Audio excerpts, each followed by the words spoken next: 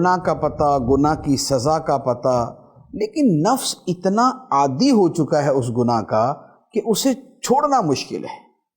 جیسے بد نگاہی کرنے والے، جیسے رشوت لینے والے، جیسے بدکاری کرنے والے، جیسے سود کا مال کھانے والے، یہ بہت سے گناہ ہوتے ہیں کہ جن کے بارے میں آدمی کو یہ پتہ ہوتا ہے یہ گناہ ہے، لیکن دل پر شراب کی لذت اور بدنگاہی کی لذت اور ان گناہوں کی لذت ایسی غالب ہوتی ہے کہ اس کی وجہ سے گناہ چھوڑ نہیں پاتے اور اس کی وجہ سے وہ توبہ کر نہیں پاتے۔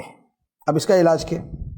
اس کا علاج یہ ہے، سب سے پہلی بات تو یہ کہ بندہ تھوڑا سا غور کرے کہ میری جو دنیا کی زندگی ہے، جو میری گناہوں سے لطف اندوز ہونے کی طاقت رکھنے والی زندگی ہے۔ 10 سال کی عمر تک تو بندہ ویسے بچہ ہی ہوتا ہے، تو اتنا اس کو گناہ کی لذت کا پتہ بھی نہیں ہوتا۔ 60 سے اوپر جا کے اتنا بوڑھا ہو جاتا ہے کہ لذت ویسے ہی مر جاتی ہے۔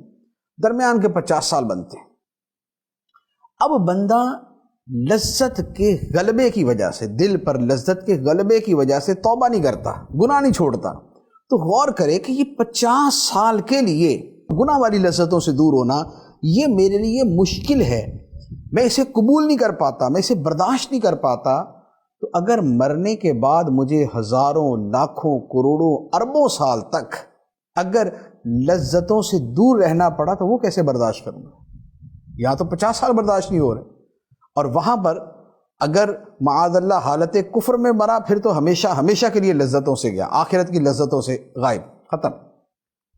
اور اگر مسلمان ہی دنیا سے گیا لیکن اپنے شامت اعمال کی وجہ سے جہنم میں ڈال دیا گیا، تو 100 سال، 200 سال، 500 سال، 1000 سال اگر اسے لذتوں سے دور رہنا پڑا تو وہ کیسے برداشت کرے گا؟ 50 سال تو قبول نہیں ہے، تو 10,000 سال، 1000 سال کیسے قبول ہوگا؟ تو ایک تو یہ۔ دوسرا یہ کہ اگر انسان دنیا کی لذتوں کا اور آخرت کی لذتوں کا آپس میں مقابلہ کرے، تقابل کرے، یار دنیا کی جو لذتیں ہیں یہ کس معیار کی ہیں اور آخرت کی جو لذتیں ہیں وہ کس معیار کی ہیں، تو اگر آدمی بار بار تقابل کرتا ہے تو آپ یقین کریں کہ اس کے لیے دنیا کی لذتیں چھوڑنا آسان ہو جاتا ہے۔ جو گناہ والی لذتیں، جائز لذتیں تو جائز ہی ہوتی ہیں، اس سے تو شریعت انتفاع کرنے سے منع نہیں کرتی، ہاں آخرت کی خاطر ان میں بھی کمی کرنا، اس میں بھی تقلیل کرنا جو ہے یہ پسندیدہ ہے، لیکن جو گناہ والی لذتیں ہیں اگر انہی کا بندہ تقابل کر لے تو دنیا کی لذتوں کا آخرت کی لذتوں سے تو مقابلہ ہی کوئی نہیں۔